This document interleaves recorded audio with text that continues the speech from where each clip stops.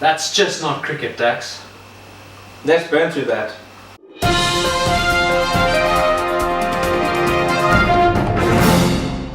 Hi, I'm Nick, And I'm Dax. and welcome to the Coal Room in venue number 4. Venue number 4. Yeah.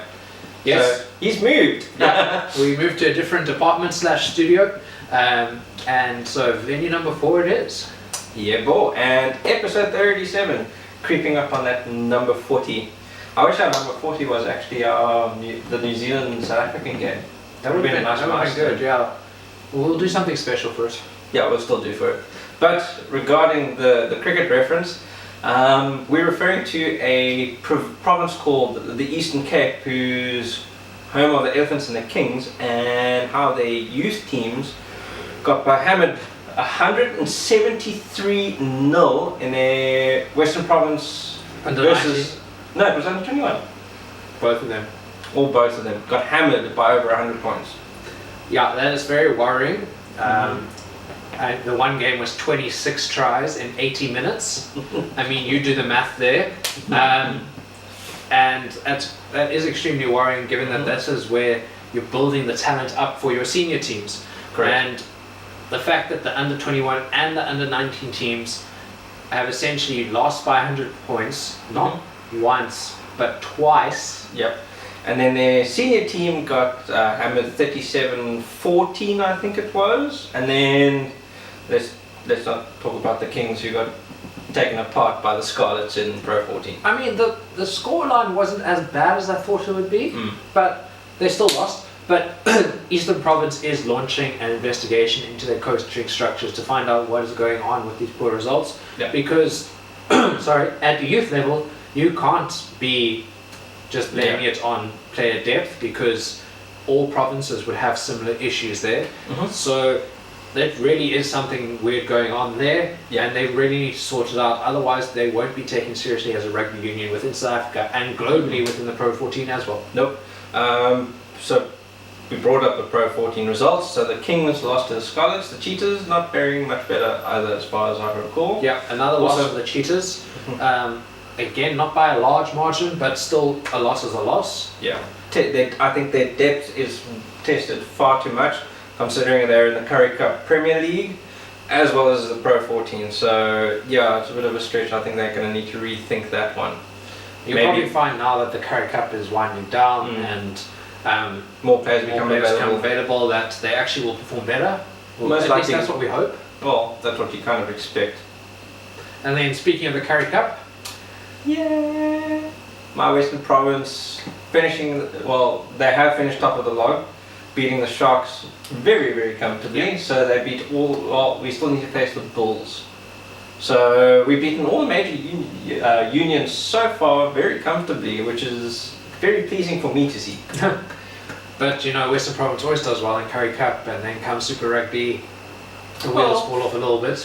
Well, with last year's Currie Cup being away and home matches, I think Western Province weren't as good as they should have been, but now there's more focus on each individual match, and I think that's actually suited them very, very well. Yeah. They've adapted the best out of all the unions. Essentially, the new Currie Cup format is making every game a knockout game. Correct. So it's nice for me. You can see Dax is happy about a competition that no one really cares about. Look, it bodes well for my team going into next year's Super Rugby. Does it? Well, I mean, the players... Province won Currie Cup last year. Well, let's put it to you this way. There's a lot more focus in a lot of those players, considering a lot of them are going to be without a union next year. Very true. And then finally moving on to the big talking points of the weekend, the Rugby Championship. Shall we go in order of which game we enjoyed the most, or in order they played?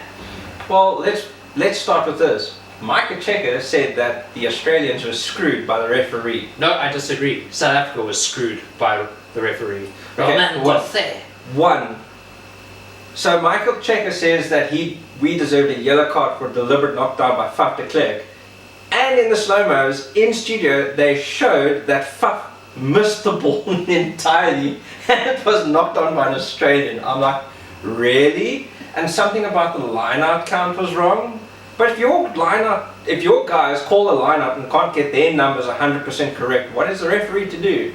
It's technically a short-term penalty, but It's technically a short-term penalty, yes, but again, they should have said it before they threw in anyway. There were a number of instances at the breakdown where Australians entered from the side, holding on in the rucks. Well, my favourite is where two South Africans have already formed the ruck. Poco comes in on the side and he wins the penalty. I mean, Yeah.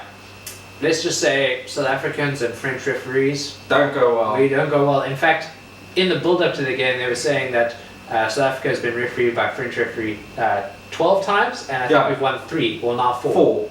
No, we won 4 before, so it's the 5th one now. So it's 5 out of 13.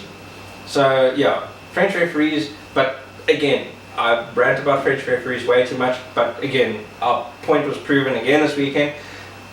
He was horrible. He was dreadful. But let's just put it to you this. Let's like go to the positives. No, let's go back to Michael Cheika for a second, because we can understand his frustration. He's about to lose his job. Yeah, you can understand. Essentially, if they lose to Argentina, he no longer has a job. So naturally, he is going to find ways to explain the results. That is true. Whether they're valid or not is a different question. But yeah, when your team has, but what was it at the end of it? Like 75% possession and like 80% territory. Wasn't it 60-something percent? No, Wasn't it was as higher. bad as New Zealand. It was almost as bad. Almost, but we had more possession. A little bit more, but yeah, when your team has that much possession and they can't close out a game, there's something wrong with your coaching structures. Yeah, and on that point, while I'm very happy we got the win, I feel that going into a World Cup year next year, South Africa cannot play defensive rugby. No. Defensive rugby doesn't win you trophies. Yes, it might win you games, which is clearly evidence of the last 2 weeks, but you can't have less than 40% possession in a game. Yeah, the first half though was good. Yes. It was a good tug of war game. We got our kicks at poles, which was actually fantastic. Apio Tiante, first 20 seconds, scored an intercept try. The Faf de Klerk try was really good. Good line speed, Pollard breaking through, getting the inside pass. Then we kind of fell asleep. I will say this, defensively we fell asleep with 2 tries down the sidelines, which should never have happened. But again, our wings have a tendency to come inwards instead of just sticking it out and then forcing them to come. So if you've got someone on your outside, you don't want to be inside him, you want to be more in line with him, so that you force that player to try and get between you and him to force a break, so that your cover defense can kind of cover that. Yeah. But yeah, it's a learning curve. They definitely have been a lot better. Standout players for me in that game, Peter Steph du Toit was electrifying the whole match. Andre Pollard had a fantastic match. Best game of the year. It's definitely his best game of the year. Dianti, we can't rule out Dianti. Well, we can't rule out. On attack, he was fantastic. I mean, his defense was good. If you bar the 1 or 2 lapses where he came to, his defense was good. Solid tackling. He was there at the breakdown, so he was present, except for those 1 or 2 lapses. Yeah. My biggest concern though is our exits out of our 22s. My biggest concern is Faf de Klerk. Well, that's what I'm saying. I mean, you can't have him box kicking it straight into the possession's hands all the time. And it's not even accurate box kicks. No, but the point of catching the ball in your 22, get it to your fly half, punt it towards halfway, and let them rebuild from halfway. You don't want to give them the ball within the 10-meter line and have them charge at you. In fact, the one time we didn't box kick out the 22, we nearly got a try. Yeah, exactly. Another thing that we need to work on is our patience, because we tend to do things a little too quickly and it spoils our chances. I mean, there was a good chance in the second half to score our 3rd try, but things just happened too quickly. There was no sense of just patience. It's something that the guys must learn. And look, there's a lot more intent from the Springboks. There is, but I still feel that Springboks giving away possession way too easily, way too often. And it's not even mistakes like on the ground where things are turned over and knock-ons. Yes, there were a lot of knock-ons in the game by both sides, but we are willingly kicking possession to other teams. Yeah. We had that against New Zealand, and we had it again now with Australia. Well, against New Zealand, we're going to have to decrease the amount we kick out of the 22 with box kicks. Well, look at it this way. A lot of the time we ran out of the 22, so it forced back to box kick. But then you kind of also go, well, if you're outside the 22, spread it anyway.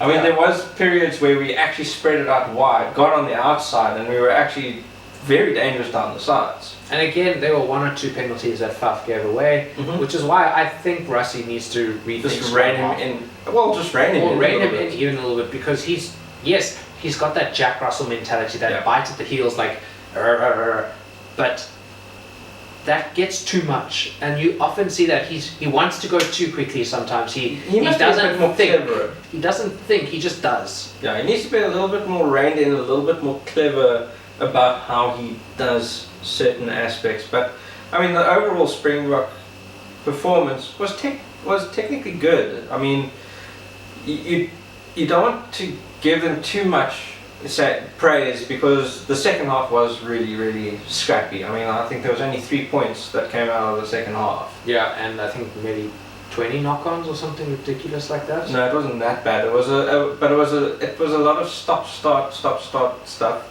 Another thing the French referee missed, which was awesome. The Australians get out the 22, they pass back, they kick it out in the full, and he still gives them the throw in at halfway. French referees, eh? I was like, what? But anyway, moving on to the second game. Congratulations, New Zealand. I mean, we predicted this last week, but well done. Yeah. Rugby Championship champions. They secured it. With a game in hand. Also officiated by a French referee that both sides were not happy with. French referees, man. French referees. Yeah. But anyway, it was 37-17 at the end of it. Not as high scoring as we would have expected. I mean, the Argentines they're a scrappy bunch, and they will always. They play up. They play up. Argentina is one of the few teams that plays up to their opposition. Correct, and I think at the end of this, if Argentina secure another win over Australia, that's a freaking good season for them. Yeah, a horrible season for Australia, but terrible for Australia. But we don't care about them. But they didn't really deserve to win the game against us. I mean, we lost it to them. Yeah, but regardless, well done to New Zealand. Again, Rico Ione, 2 tries. Yep. Try scoring machine. That must be 20 tries, 19 caps or something. Yep. And we're gonna have to figure out how we are going to keep an eye on him next week. Yeah, he is a powerhouse. Well deserving of his new New Zealand rugby contract. So well done to him. Oh, he's a great investment. He's scoring tries, and he's positional playing. His positional play at wing is very good. I mean, he's pretty much like a really, really sound defensively on attack. I mean, he attacks the high ball like really, really well. I mean, he's very good under a high ball as well, and very, very minimal very quick. He's very, very quick. I just don't want Jason Colby's going to have a handful. I just don't want him to become like Julian Sevilla, where he had 1 or 2 really fantastic seasons, and now he's not even featuring. His fitness isn't up. So I really hope he continues, because it would be great for him to be on the likes of Joe Malomu, the great wings. Joe Malomu, Brian Urbana, all those greats. I mean, there's lots to name, and he could be one of them. Yeah. I mean, he really, really has the potential.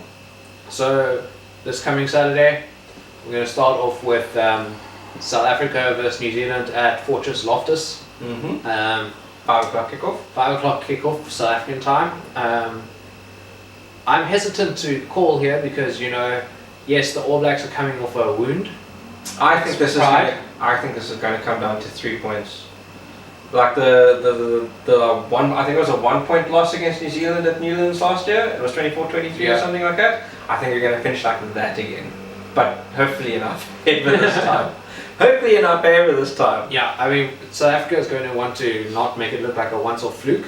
No, we definitely want to front up against the All Blacks this time. And New Zealand are wanting to bury us. Yeah. They really want to bury us, but if they are as error-prone as they was against Argentina last week, well, it's our chances. let's just say if we do the basics right, front up on defence, get some ball, get some good. I mean, we can score good tries. I mean, we've proven this rugby championship we can. But we've also proven that sticking to traditional South African strengths has really helped us Yes, in the tough games. it has. So we just South Africa just needs to keep that up. Yeah. And then the second game, Argentina versus Australia in Argentina. I'll probably be asleep for that one, But we'll watch it in the morning. yeah, Argentina for me is going to be the one that's. Yeah, you know what? Gonna I do want it. to see Argentina break all the Australians' hearts. Again. I really do. I really. I want it to be in the same fashion as well, you know, where it's like down to the wire in the last few seconds and Australia screwed up on the 5 meter. Do you know what? Actually, I want Argentina to have the game that they had against us. To be quite honest, when they beat us 32-19. Okay. I want that type of game where Nicolas Sanchez was the general on the field, getting guys into good lines and all that type of thing, just really controlling things, and just like really just break the spirit of Australia. Yeah. I think they deserve another game like that. To be quite honest, They've played phenomenally this season and there's no taking they've that away. punched above their own weight this year, and I mean the change of coaches to the Desma has been really good. You can actually see the team have a lot more oomph and passion. I mean, look, the scorelines don't flatter them in the New Zealand games, but they really heckled New Zealand all the way. I think a few set pieces let them down over the game, but I mean, in general play, they were really giving New Zealand a hard time. I mean, the one thing that's difficult with the New Zealand scoreline is that New Zealand capitalizes on your mistakes. You just have to make 1 or 2 mistakes and it reflects a scoreline that doesn't actually show the true match. It just takes 2 line breaks and a gap and they're gone. Really. So let's hope that doesn't happen at Loftus. Yeah. But yeah, that's it this week. Yeah. Like, comment, subscribe. And yeah, we'll see you next week. Yeah. Hit the bell icon so that we can notify you when the new videos are. Anyway. Cheers. Till next week. Bye.